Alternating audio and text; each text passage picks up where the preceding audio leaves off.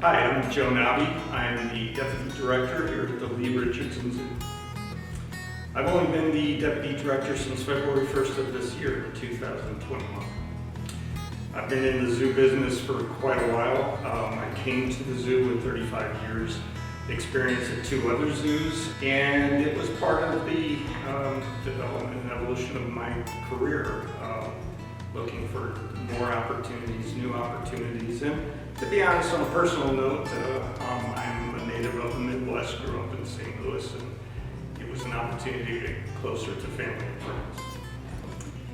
Oh, obviously the size of the collection, the diversity, the number of animals, and the number of staff. A lot of times in bigger zoos, people are very much compartmentalized and specialized. They may only work with one type of animal. At a smaller zoo, people work a diversity of animals, not just birds or not just primates, but they may be working with many different types of animals. I knew I wanted to always work with animals. Growing up, I was one of those kids who, with a family that liked the outdoors and liked camping, it just grew into an interest in animals and wildlife in general. So that's what I pursued in college, and I pursued behavior as my particular interest, and that took me down the lines of primate behavior, and that's where I specialized in my zoo career. A deputy director does many things in this role, and especially at a small zoo like ours, it's more like, what don't I do here at the zoo? I might do a break at the gatehouse for the attendant there so she can take a little time, or I may be out pulling some weeds. On the other hand, I do a lot of things with overseeing staff, the animal collection, education department, and the programs, the personnel there. It's always changing.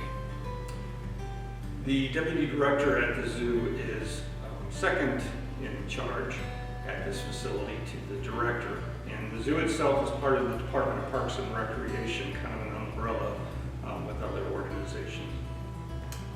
I think what surprises people is just the variety of things that I may do. There are the things that we know are going to exist day to day, but it's constantly in flux here. There's always things that come up, and if in a smaller staff, if someone is not available on vacation, or we have someone maybe out sick, that means that we might have to shift around roles and responsibilities and help out where we can. So I think people are surprised with the things that I may end up doing. I have had the opportunity in a long zoo career to do a lot with animals, specifically primates, and probably one of the most rewarding things is animals who, for whatever reason, their mother doesn't raise them, and they have to be hand-reared by keepers. And you don't go into a hand-rearing process without plans for that animal's future and when it's going to rejoin its own kind. And I've been involved in the hand-rearing and reintroduction process, what we call the resocialization process, because obviously no one is a better parent than a member of their species themselves. And being able to rear baby chimpanzees, baby gorillas, and gradually socialize them with their own kind and see them grow and become healthy, happy members of a social group and less reliant on me. It's selfishly, it's a little difficult to cut that bond, but it's so rewarding to see a chimp baby become a chimp and not a chimp that acts like a human. I've also been involved in plenty of construction projects on everything from small scale to large scale. My job has given me the opportunity to go to many places across the world, including Madagascar, to do work there, as well as Uganda and Kenya. So it's been a really rewarding opportunity for me. With the exception of a very short time when I first started in the zoo field and was part-time employee in the summer, almost my entire career has been devoted to primates. So that's my specialty. I have worked with everything from a tiny little pygmy marmoset to gorillas. There are so many special relationships. I think in part it's because I've worked with primates. And they're so engaging and they respond to us so much. And animals like chimpanzees are so intelligent. So especially those that I've hand-reared because the mothers didn't care for them. I had that close bond early on. There's a little bit more trust. It's hard to describe. They truly are like my family in many respects.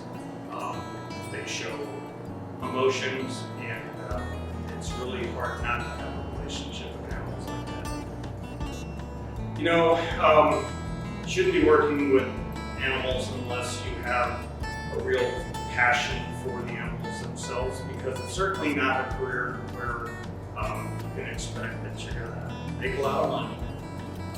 With few exceptions, a lot of things. It's something that you do for your love of animals, and to always keep yourself grounded and keep that in mind. A lot of times if you're having a tough day at work at the zoo and it's because of what you're doing with paperwork or issues that may come up with questions with the staff, you need to get away from that. You can always go back to the animals and kind of reset, let your blood pressure come down.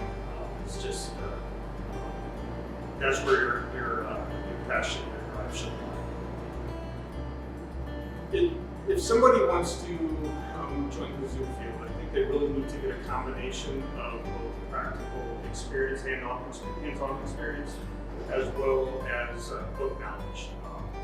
If we have somebody comes to us and say, hey, look, I have a degree in animal science and biology, I love animals, I have dogs and cats, what we need is somebody who also is willing to get dirty and work hard.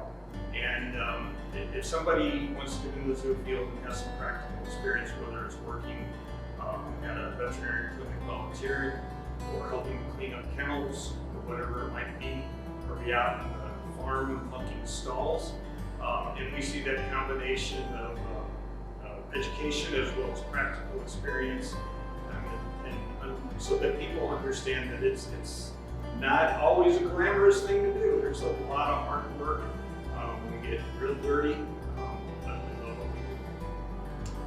You know, I have to say, coming here from larger zoos that have large education programs, our staff and facilities, I was really impressed for the size of this zoo and how extensive our educational programming is, the facilities, and how much outreach we do in the community. So there's so much community outreach and just day to day, but the school programs here and the number of contacts that our educators make with the classrooms each year is pretty incredible.